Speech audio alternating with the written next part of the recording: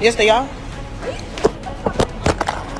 My so scared. I don't want to ride in your car. I got to ride. I just want my stuff. So I just said I'm in 30 minutes. In this video, an out-of-control Karen pushes the limits with outrageous behavior, thinking they can get away with anything. But this time, they meet a brutal reality check that leaves stunned and everyone else cheering.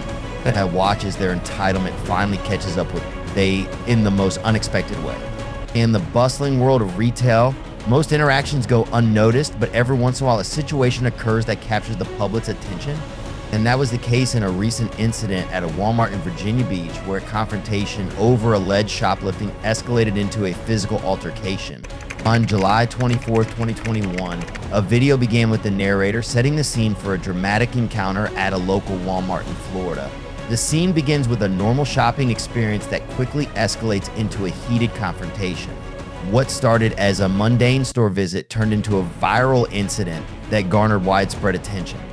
The encounter began with a woman, later dubbed Walmart Karen, expressing dissatisfaction with her shopping experience. She approached a Walmart employee, visibly agitated, demanding to know why her merchandise was missing. She insisted on seeing her receipt and attempted to resolve the issue with the store employee. Yes, you can. Yes, you can. Where's the rest of my merchandise? I will get you your stuff. Let's make us go. And my receipt. I'll get you that. This I already have. Fucking take it off. You know, this is ridiculous. Where's my steering wheel cover? And my receipt.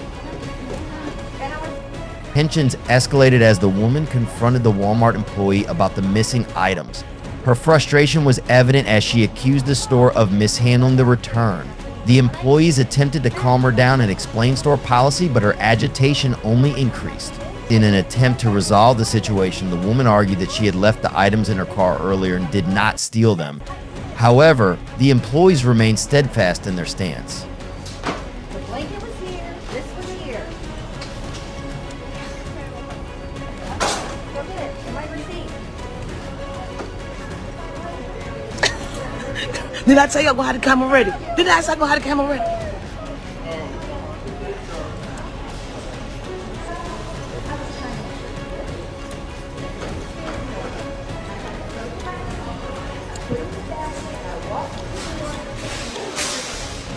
And her frustration reaches a boiling point when she is informed that the store's security footage does not show her carrying the items into the store. This discovery only infuriates her further. As the confrontation escalates, the woman becomes physically aggressive. She strikes the narrator, who is recording the incident, causing the narrator's phone to fall and break. The fight is shocking and unexpected, leading to a swift and violent response.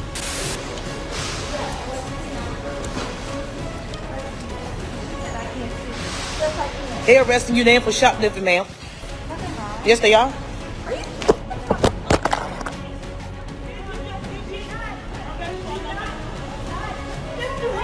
You hit me, I knock your ass out.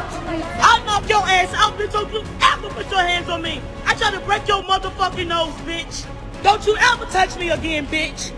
The narrator, taken aback by the woman's aggression, retaliates. This response escalates the situation as the fight now involves both physical and verbal conflict. The woman continues to attack while the narrator defends himself, creating a chaotic scene that attracts the attention of other shoppers and staff. The arrival of the police marks a turning point in the incident. The officers are called to the scene to defuse the escalating situation. Their arrival brings a sense of order, but also introduces new complications. The officers are faced with conflicting accounts of what happened and must navigate the complex dynamics of the confrontation. She know you hit me and knocked my phone across the damn store because she was shoplifting. She hit me. Yeah, you don't put your hands on me again. She hit me and I knocked her out. No, you hit me. You hit me. Yeah, you saw it, didn't you?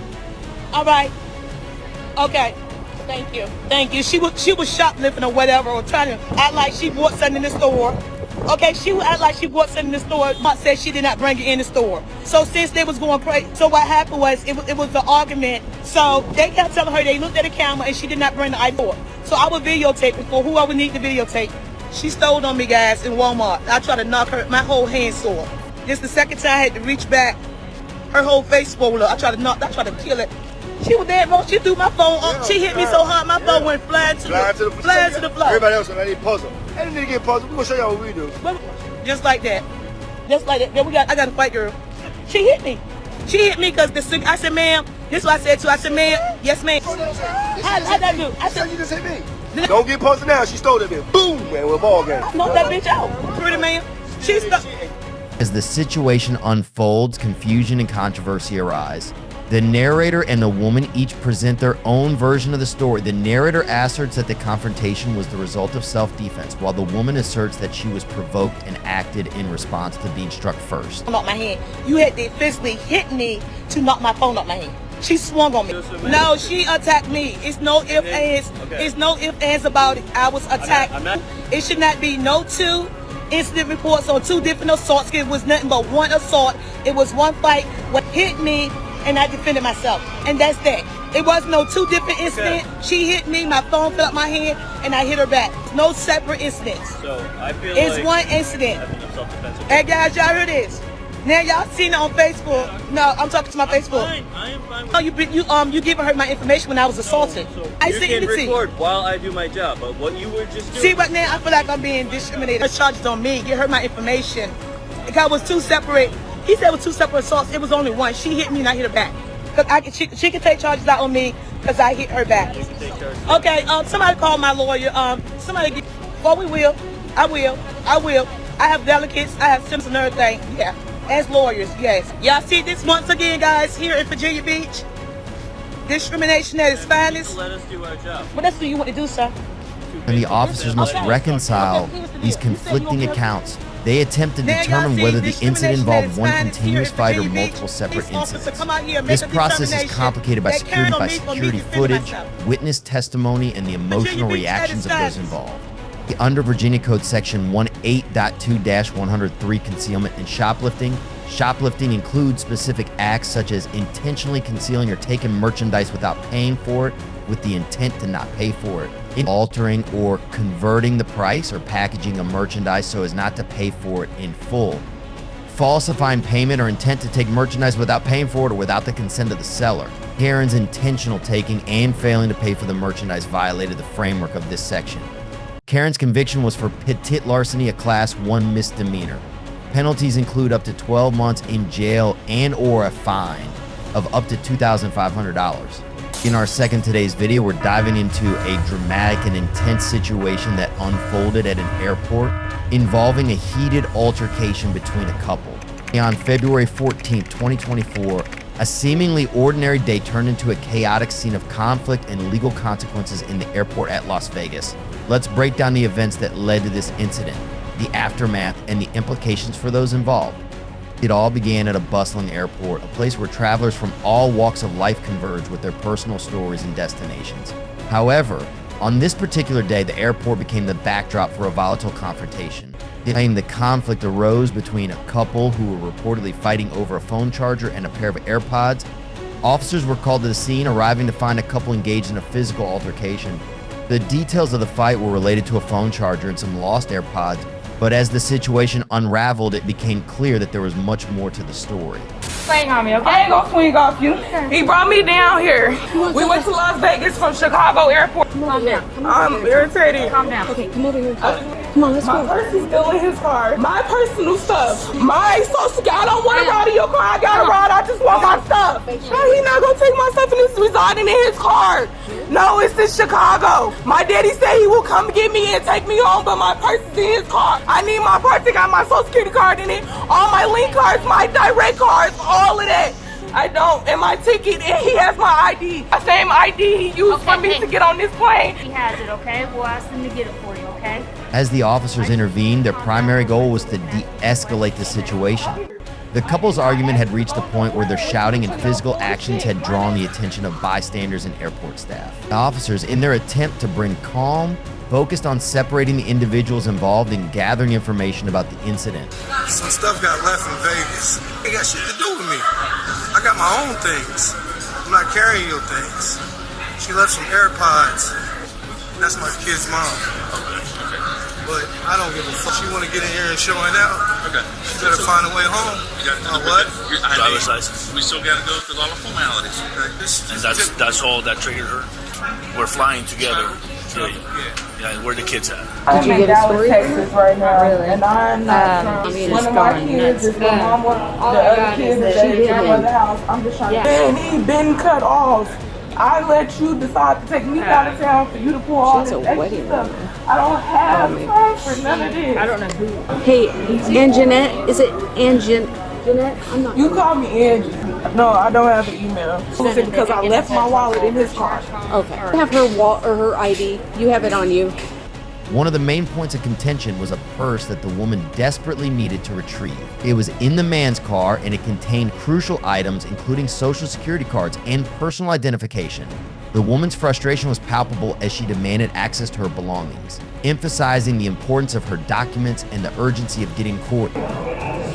Were you ever legally married? Nope. Oh, but you guys broke up in 23, right? 2023? Okay, you understand what I'm saying? Okay. So when she hit you, where did she hit you at? I swung. It did. I moved. It didn't. Yeah. She swung and tried, but I mean, from being so fluent and he can't find his charger. Yeah. He got upset with me talking about we make it to Chicago. I hope you have a ride to get home. the physical part of it. Going back and forth. Kind of lost your temper. Trying to figure out what's going on. Okay. Because I'm trying to get home. I already paid for my babysitter. My time limit is up with my babysitter. I have So are no you more getting money. ready to board? Are you getting ready to board? I can board if he's willing to scan my part of the ticket. Okay. My name is on the So ticket. you didn't just with come in? No, I Okay. did And not. you're trying to go to, you're coming from Las Vegas? Yes, ma'am. I left Chicago Midway, came to Las Vegas, in different areas and everything. He went and bought himself something to eat. Bought us both something to eat earlier today. He didn't buy me a motherfucking thing. The man, on the other hand, was accused of leaving the AirPods behind in Las Vegas, a claim that seemed to fuel the argument further. The woman accused him of mishandling her belongings and blamed him for the items lost in another city. The situation escalated when the woman became increasingly agitated, leading to physical confrontations.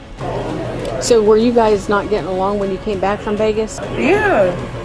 Walking away from me in the air, making me look dumb as fuck, like I came here on my own. All type of shit. I'm buying shit. You guys supposed to be for my motherfucking kids for us to get a place, but I'm spending it on your ass. And we ain't even on no motherfucking relationship or anything. Down to that motherfucking room when they declined for a room because they told him the second price line. You need to pay the full fee, you gotta pay a resort. You only pay half of the resort fee. I had to pay for that. I'm trying to pay for a whole nother motherfucking room on my own. Fuck up out of here. I'm tired of him. I'm So, ready to go. you live in Chicago, I right? live in Champaign. My father lives in We're in Champaign. You live in Texas? I don't live in So Texas. I gotta explain to you what the Texas laws are, right? In the midst of the chaos, the man described the woman as having a bipolar condition, which he believed contributed to her erratic behavior. And this was, according to him, the first time such an incident had occurred. Despite this, the physicality of the altercation could not be ignored. The woman's accusations of being hit were met with the man's claims of self-defense, asserting that she had made contact without causing him significant pain. Fortunately, under Texas law, if it's domestic violence related, even if you want to press charges or not, then the state can still pick them up, depending on it. Just going by what happened. And if you don't, we'll put in the report that you don't want to pursue, if that's something that you want to do. Domestic violence in the state, it's such a big issue. They ain't getting aggressive, but Yeah. I mean, I understand. I go by what you're saying and what the witnesses showed us and stuff too, so. As the police continued their investigation, they were faced with conflicting accounts. The woman insisted that she had been assaulted, while the man stated that she was the aggressor. The situation was complicated by the presence of video evidence and witness statements, which ultimately led the officers to make a decisive action. The outcome of the police investigation was significant. Talk to the managers, they're gonna let you fly. They're gonna let her go? No, they're gonna let you fly. We can't let her go. Like I said, whatever you guys decide after this, it's up to you guys completely. So you know, there's a report, it's already on file, it's already in the system. Out here and leave her in no fucking Texas. But Spirit does as far as we put her Yeah, like I explained to you, even if you don't want to press charges, then the state of Texas can still just pick it up on their behalf. So, and there's domestic I don't violence. need the paper. Whenever the paper's It's up to you, yeah. If you don't want to sign it, then that's I'm all. ready to go, so I won't miss my plane. The woman was arrested for domestic violence under Texas law, a serious charge that carries legal consequences. Even though the man did not wish to press charges, the nature of the incident and the evidence at hand led the authorities to proceed with the arrest. As for the immediate aftermath, the airport played a crucial role in managing the fallout. The woman's travel plans were disrupted, with her ticket likely being canceled due to the incident. Meanwhile, the man was allowed to continue his journey, although he was advised to make arrangements with family for further assistance. In Nevada Penal Code, Section 33.018 Domestic Violence Crimes, which defines domestic violence offenses and penalties, includes abuse and assault between family members or intimate partners. Assault, harassment, threats, and other acts may be prosecuted under this section. The parents punching and screaming at her boyfriend violated the scope of this section. A first conviction could result in up to 6 months in jail and/or a fine of up to $1,000. Additional penalties may include counseling and a no-contact order. All right, this case was wild, but still not the worst one. Just wait until you see this next one. Also on September 1st, 2023, a seemingly routine hotel stay turned into a dramatic standoff between intoxicated guests and the Orlando police in Florida. This incident, caught on camera, offers a gripping view into the challenges faced by law enforcement when dealing with unruly guests. In this video, we'll delve into the details of the confrontation, exploring the key moments of the encounter and the eventual resolution. At precisely 11 a.m., the clock struck the official checkout time for guests at the hotel. However, one woman remained in her room, showing no signs of preparing to leave. As time passed, the hotel staff grew increasingly concerned, eventually calling the Orlando police to handle the situation. Douglas? Hey, Bobby. No, it's fine. All right, well, they want you out, so you gotta get out. You overstayed. Okay. So grab your stuff, let's go. So I'm gonna need like 20 minutes. You don't have 20 minutes, you gotta grab your stuff and gotta go. Checkout was at 11 o'clock. No, checkout was It's way past 11:20. around 12:30. If you refuse to Grab your stuff, let's go. Okay, so I just told you. I'm telling you, you gotta go, or else you're gonna go to jail. So I just said I'm gonna need 30 minutes. You don't have 30 minutes. Too bad. She's telling us she's not gonna leave. Do you want her? Are you guys No, going to press charges? so can I leave in 30 It's a yes minutes? or no. Do you want to press? I can't have 30 minutes. Nope, you got till they get back with the statement, and then you go to jail. When the officers arrived, they were greeted by an unusual scene.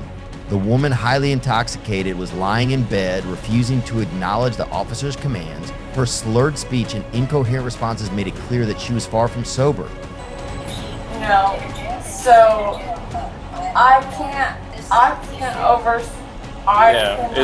Is she? drive. Does she usually drink like this early? 20 JV. Can you put me on? Okay. Is this dog with her friendly, or is it get aggressive? Yes. No. Okay. He's nice. He's not gonna touch you.